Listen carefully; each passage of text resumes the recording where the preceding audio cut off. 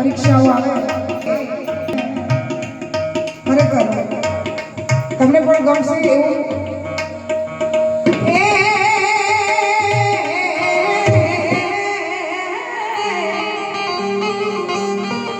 એવા પીપળ પાન ના તોડીએ અને ના કાપીએ વડલાની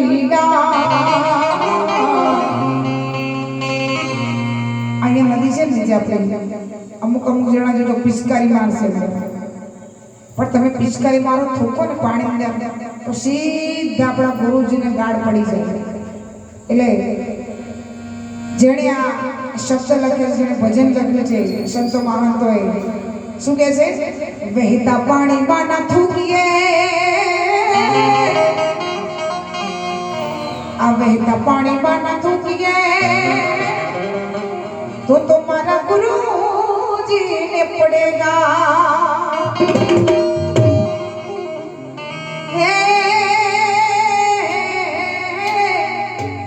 तारो रे साहिबो बता ओ तोरी रानी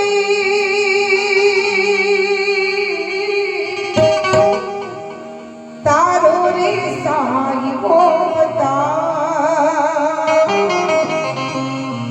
रे साहिबानी अमने देहु लागी राम अला करणी साहिबानी अमने देहु लागी राम